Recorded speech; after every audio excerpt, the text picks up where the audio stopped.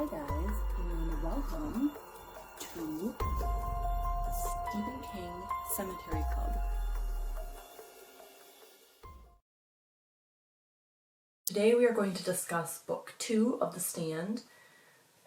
This section is called On the Border, and it runs from the 5th of July through the 6th of September 1990. Book 2 starts with chapter 43, and today we're only going to go over chapters 43, 44, and 45. And that might seem like not very many chapters at all, but two of them at least are very substantial. There's a lot to them. So chapter 43 focuses on Nick, and he's on his journey toward Nebraska.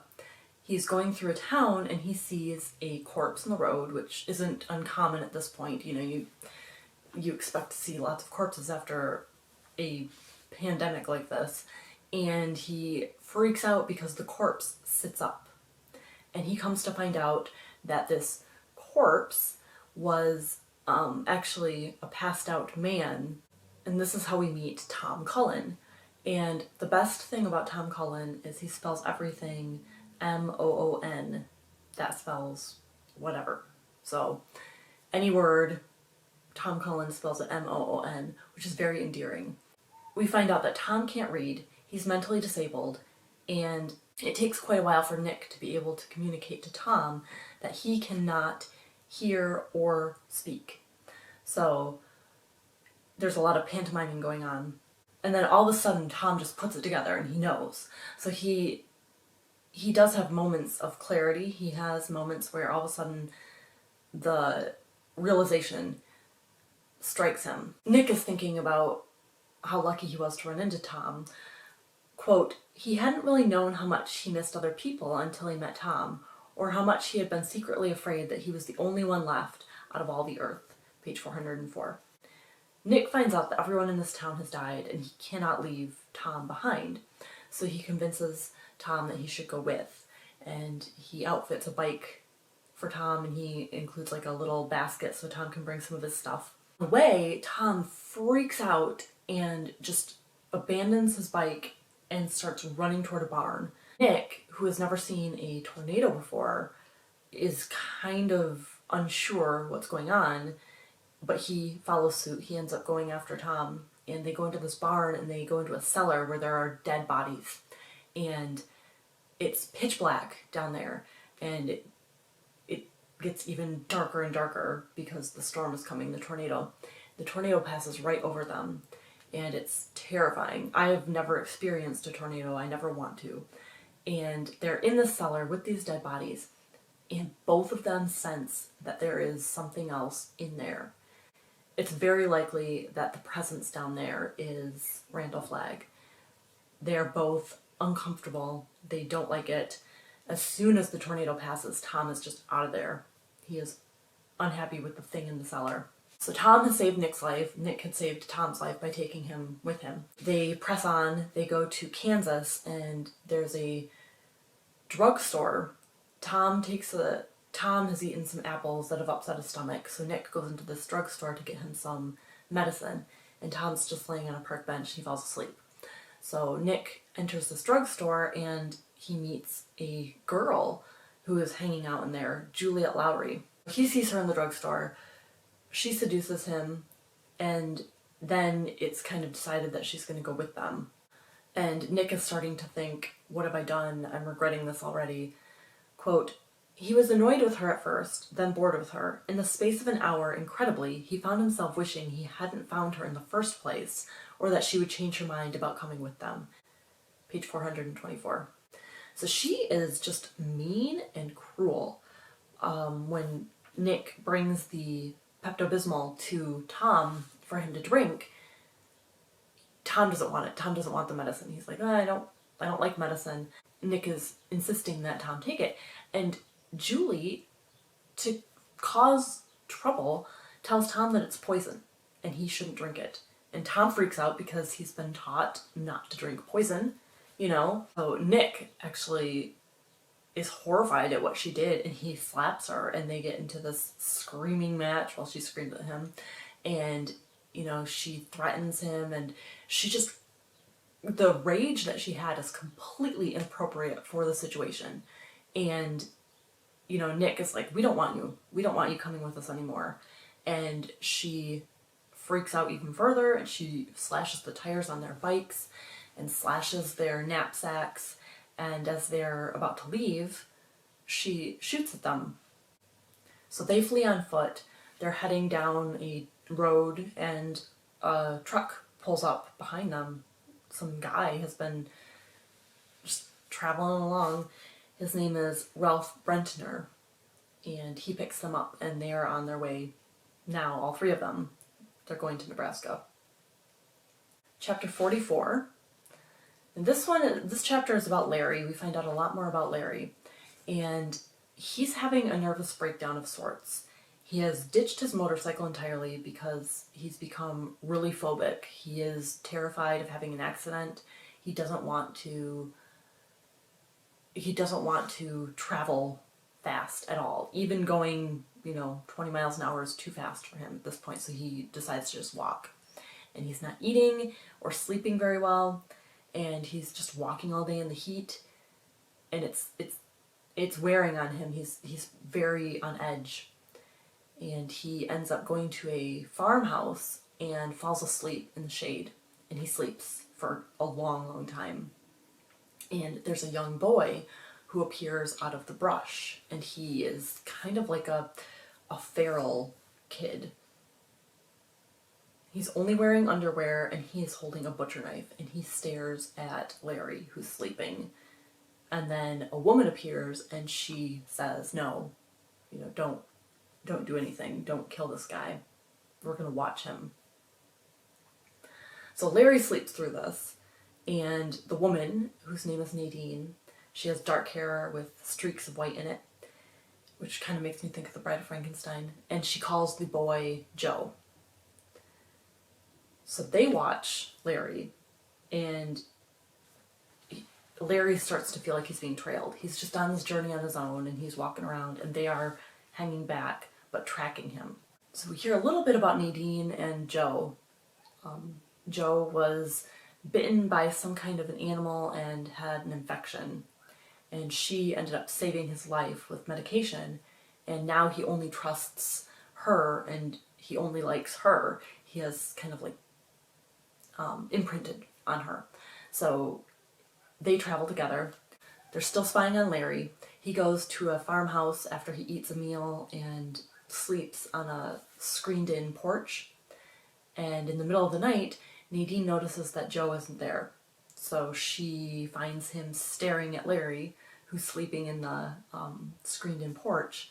And it's kind of like when a cat watches a fish tank or something like that. That's what I think of. Joe is standing there with his knife, and they kind of argue about it without waking Larry up, and they end up leaving. Nadine talks Joe out of doing anything, any murdering. So when Larry wakes up, he looks at the grass outside of his screened-in porch. Quote, sometime during the night, they had come up to the screen and looked in at him. It gave him a chill. It was the stealth he didn't like, and he liked the first touch of returning fear even less. Page 445. So now he's all freaked out because, they spied on him very, very close to him and didn't wake him up. It's just a very vulnerable feeling that one would have, finding out that someone was watching you sleep. It's very disconcerting and upsetting. So Larry keeps going. He has finally reached the ocean, and he rests and has a little bit of a recharge. And all of a sudden, Joe runs out at him with his knife and his underwear. He's screaming. Larry ends up throwing him to the ground and kind of like stepping on his arm, the arm that's holding the knife.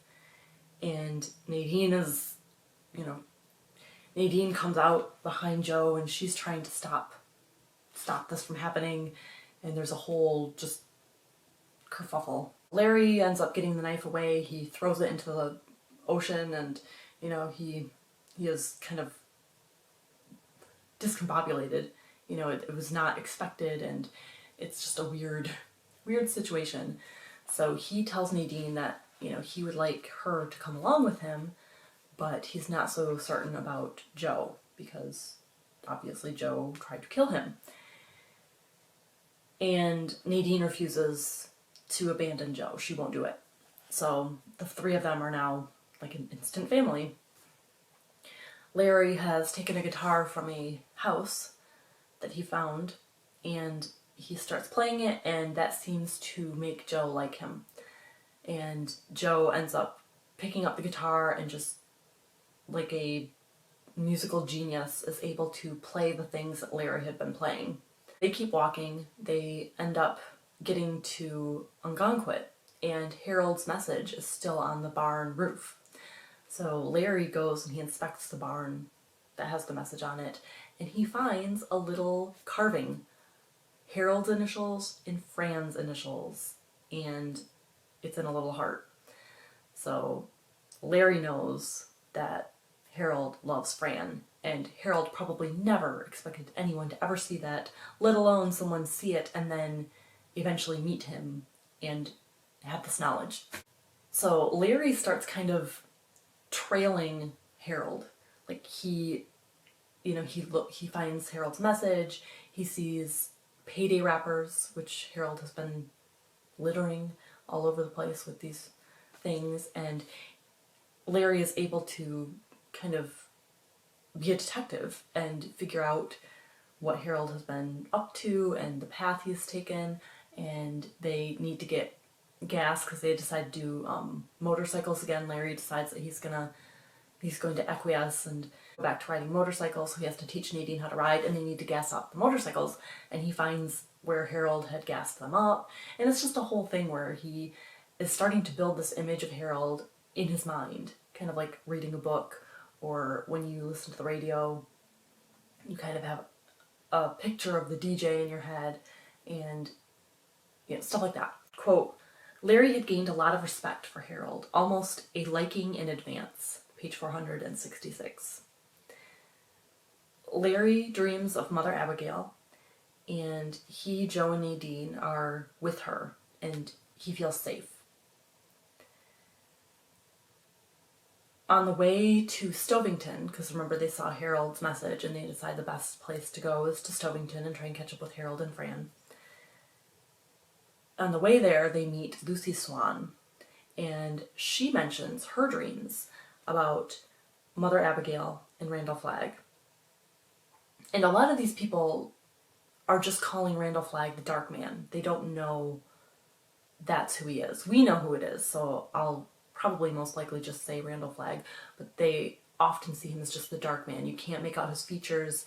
He's just shadowed, and he has red eyes. When she mentions these dreams, Larry and Joe realize that they're all dreaming about the same thing. So they all pipe up, and Nadine gets really quiet, and then she gets really defensive and says she doesn't dream, and Larry can tell that she is lying about it. He knows that there is something that she is keeping from them, and he doesn't know why, but it's very obvious that she is also having these dreams. So that night, Larry has a dream where Randall Flagg is carrying Rita Blakemore. Quote, a mute accusation to be thrown at his feet, to scream his guilt at the others, to silently proclaim that he wasn't no nice guy, that something had been left out of him, that he was a loser, that he was a taker. Page 479. So, poor Larry. Every time, I feel so bad for him. He has such a mental block about this not being a nice guy, or not being perceived as a nice guy. And I don't think that he's giving himself enough credit. So the four of them continue on, and at the Plague Center, they're given a new set of directions to Nebraska. And it's signed by Harold, Franny, Stu, and Glenn on the 8th of July, 1990. Now the last chapter that we will discuss today is chapter 45, and this is one of my favorite chapters. Something that I have come to realize about Stephen King is that he writes characters that are so fleshed out, so interesting, and just so alive. He makes them so real that I want to meet some of these people. Like, if there was a real life version of some of these people, I would want to meet them. I would want to talk to them. It's just really impressive that he can make such a well-rounded character that captures your interest so greatly. And this chapter is all about Mother Abigail. Her name is Abigail Fremantle. She was born in 1882, and, quote, her time here in Hemmingford home was coming to an end, and her final season of work lay ahead of her in the west, near the Rocky Mountains. Page 482. Abigail has been called to do some sort of battle with Randall Flagg in the west, and she's known about this for a while. She's had a couple years where she's been dreaming about Randall Flagg, and she doesn't know to which extent, she doesn't know where in the West, she doesn't know anything else, but, quote, she became a child again in her fear, and knew that while others knew of him and were frightened by him, only she had been given a clear vision of his terrible power. Page 483.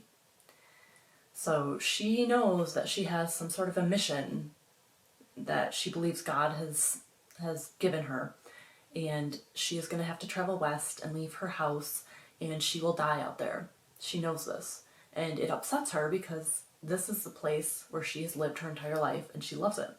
And pretty much all she wants is to just be in her home and die there.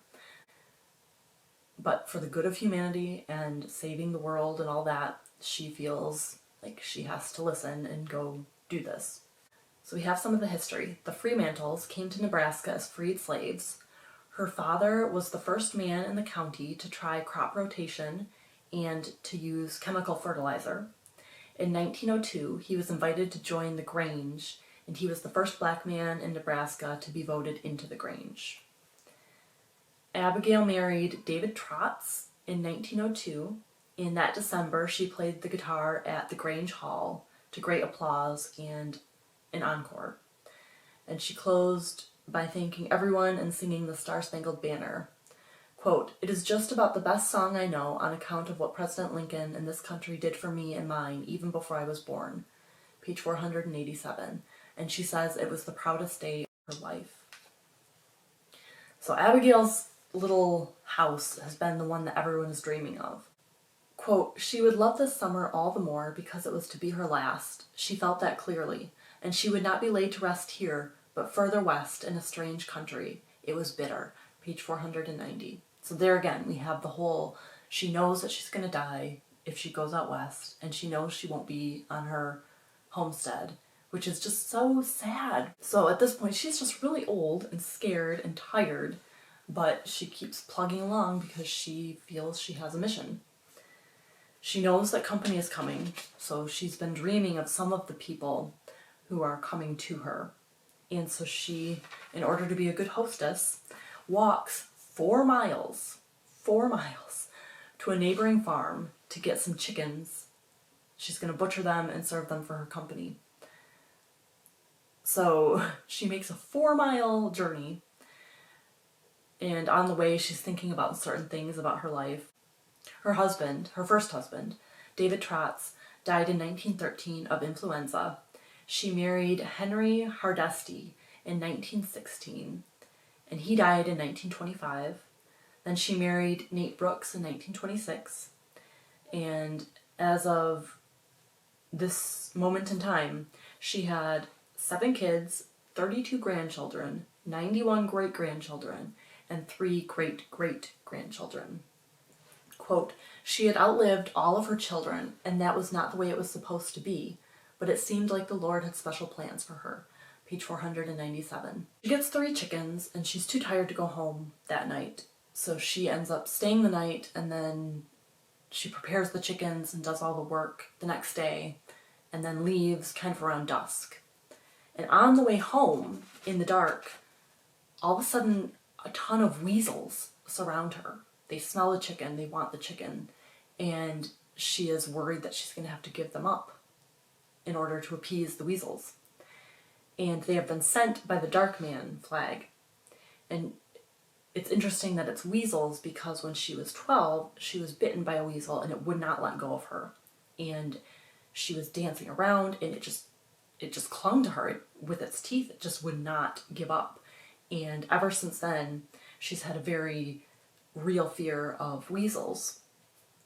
And it acted rabid, and her family was worried. Quote, "It was a year later that Luke told her what their father hadn't wanted Richard to say right out loud, that the weasel must almost surely have been rabid to do a thing like that, and if it had been, she would have died one of the most horrible deaths, aside from outright torture, of which men knew." Page 503.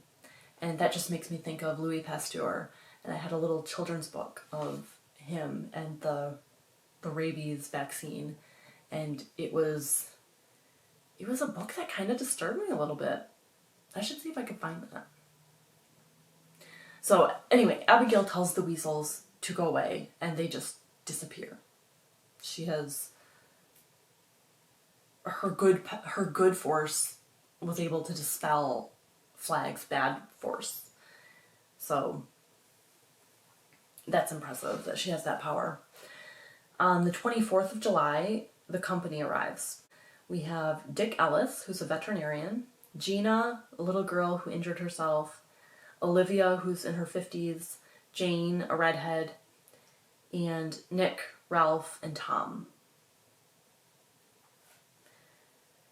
And Abigail's thinking about Randall Flagg and, quote, "Sooner or later, when that man felt he was strong enough, he would come looking for those who would stand against him." Page 505. So Randall Flagg is going to start searching for people to destroy once he has gotten his strength, once he has amassed enough people. He's going to find anyone who opposes him, and he is going to deal with them. Mother Abigail feels this impending sense of things need to move, and they need to start moving now. After they have their dinner with the chickens and all that stuff, she asks Ralph and Nick to hang around and talk. So everyone else goes to bed, and she talks with Ralph and Nick.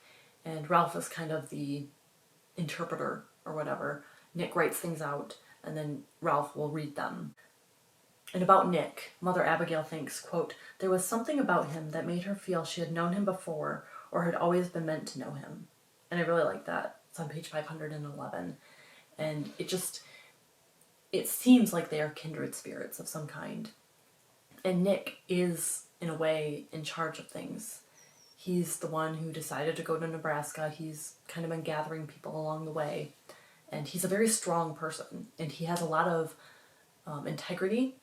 And he's just a good person, you can tell.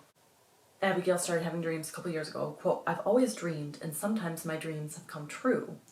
Page 513. And then she adds on, quote, "My own grandmother used to call it the shining lamp of God, sometimes just the shine."